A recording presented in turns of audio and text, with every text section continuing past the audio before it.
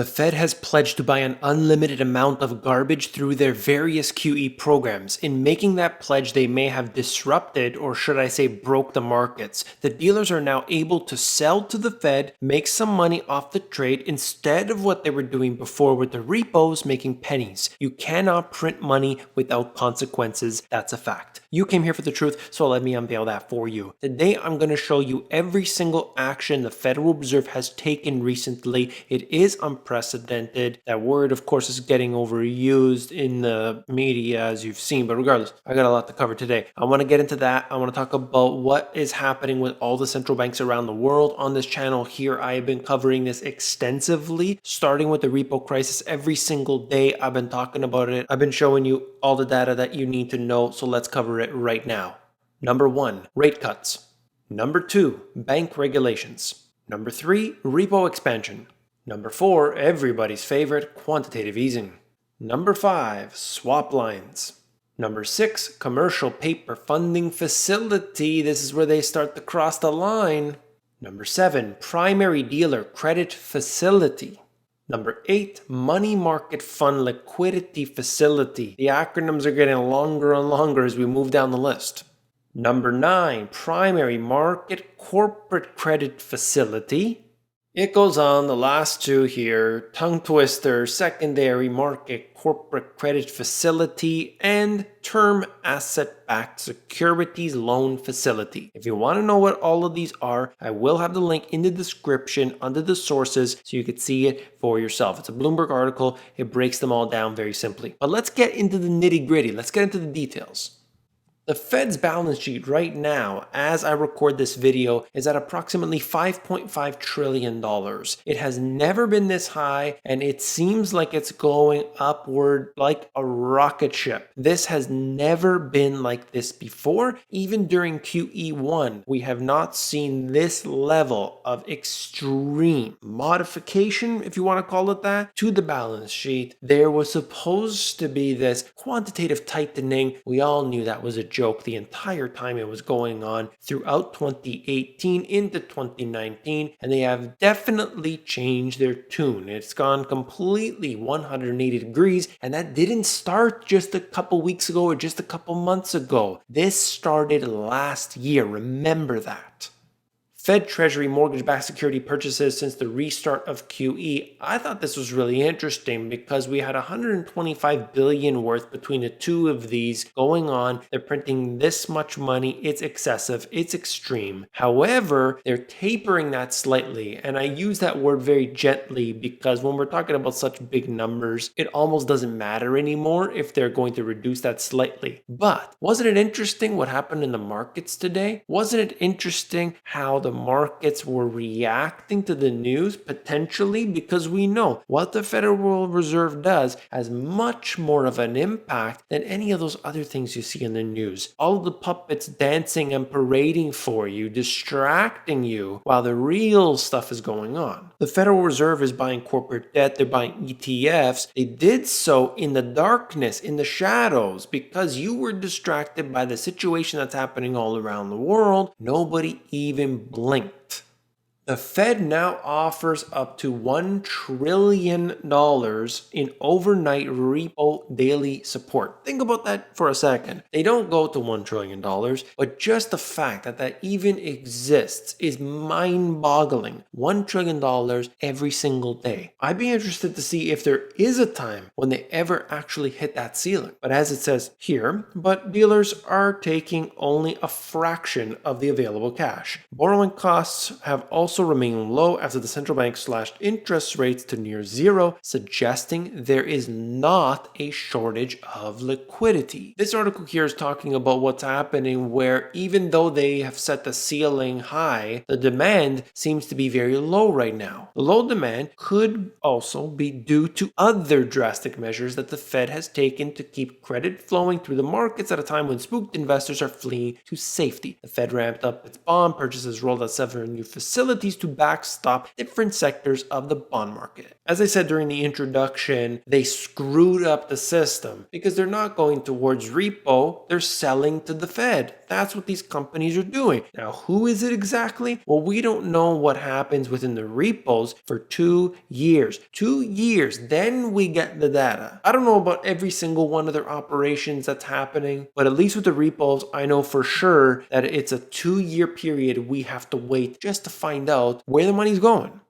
Look at what happened in the markets. At the end of the day, they fell dramatically. They were climbing and climbing and climbing, and then we got to about 315 and they started to fall. The Dow Jones was down 915 points. Despite all of the intervention, despite everything that's been happening, we have seen the markets very worried, and for good reason. There are a lot of questions that cannot be answered by printing a bunch of money and deficit spending.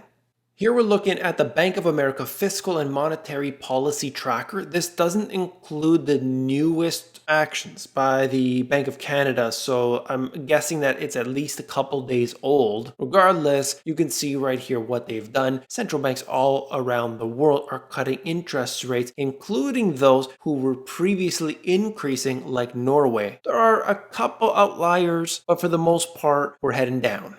Discretionary fiscal easing, this comes out of Goldman Sachs. They break it down by the regions, developing markets, emerging markets. As a percent of the GDP, it shows you that the US is going far above the rest. So this isn't in total dollar worth. We're talking about as a percentage of the GDP. They are going to absolute absurd territory. Yeah, $2 trillion, we know it's not going to end there. Immediately they were saying it's not enough. There will be another package. Supposedly from what I had heard, they're already starting to talk about it. I think it's ridiculous how far they'll go, and so little of it actually goes to the people who need it. If the money was going to people who need it and causes that are very important, there's an argument to be made. You can look at it one way or another. But when you see the wastefulness time and time again, it just irks me. Most people don't know. They read the name of the bill and think that's what it is. The Help People Act. Oh,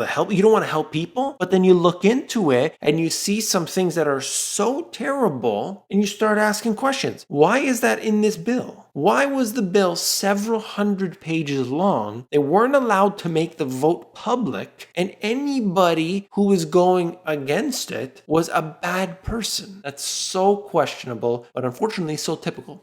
So I'm going to show you 2 charts here from Goldman Sachs. Fiscal policy actions, first the developed markets and then the developing markets. It breaks it all down for you. These are really, really good. If you want to know what's going on, these are all the details that you have to know. There are variances here. Each country is approaching this differently, but essentially we're seeing the same thing. Big spending, and it's trying to backstop the losses, trying to get the economy through what they believe is going to be short-term problems. Here's the chart for the emerging markets. Same deal. We'll see where this all goes in the next few weeks if they have to start upping these, and I'm sure they will have to. There's really no other way around it. Monetary policy, you're looking at the policy rate easing since January 1st. Broken down, you have your different regions, but also different countries. Of course, they're all doing this. They are all reducing interest rates. We've covered that extensively here. Here's the monetary policy. So you're seeing the central banks around the world, what they have been doing. The Federal Reserve, the ECB, the Bank of England. So many letters of the alphabet are being used here. It's ridiculous. Creating all of these new programs, facilities, special purpose vehicles, and it's nothing but garbage. And when I say that, people get upset. But I don't care, because this is what it is. You can't take a bunch of debt, shuffle it around, put a little bow on top of it, and tell me it's nice and all great. But it's not the way it is. You got to look into it for what is actually there substantially underneath all of that rot. This is the monetary policy actions of the emerging markets. Same thing. And this just gives you a snapshot. So I'm showing you all this data here, just trying to move through it as quick as I possibly can, just to give you an idea of what's going on. I want to empower every single person to know, to keep up to date with all of this information, because there's so much of it. It's really difficult to keep up, even for myself, looking at this all the time. So I'm just trying to give you as much as I can. I'm just showing you the Bank of Canada here because it was not included in the charts from Goldman Sachs. Essentially, they brought down their interest rates to 0.25%. In the case of Canada, they're doing this for a very specific reason. They need to support the housing market. If people can't borrow money at extremely historically cheap levels, the entire economy is going to collapse. Look around to all these different countries. One might have real estate as the most important thing. One might have oil. One might have copper. One is services. Whatever that is, you're going to see the maximum amount of money being used to support that. They're not necessarily going to tell you that, but that's what's happening. They're trying to prevent the collapse in some way, at least on the surface level here. There's no better example than Canada with real estate.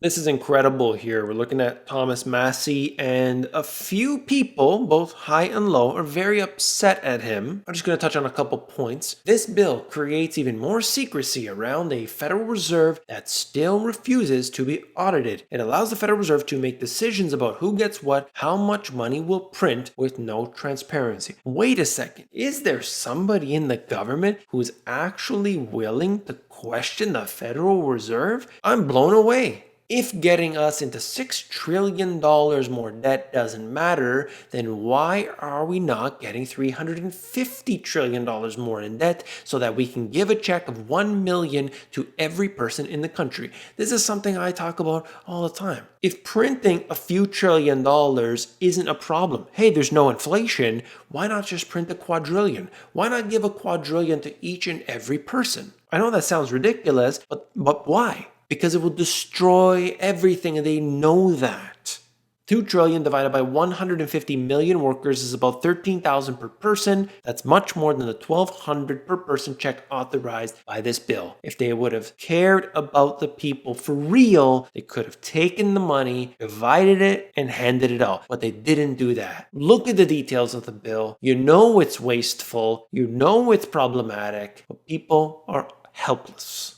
That's all for this video. If you found it informative, hit that thumbs up button. If you want to support me and to support the truth, just click that button. Thank you very much. If you want to get content from me all throughout the day, I'm posting on Instagram, I'm posting on Twitter, creating so much information outside of this platform. Definitely check me out at The Money GPS.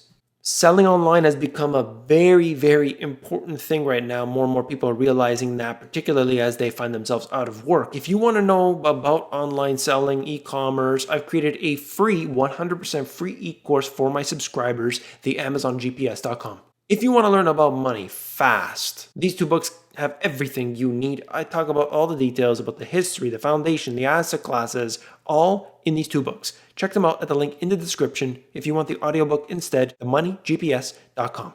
Hang on a second, wait a minute, don't go anywhere. Have you seen this video? A lot was covered in here, and it seems like not enough have watched it. Definitely click on it. I'll see you there.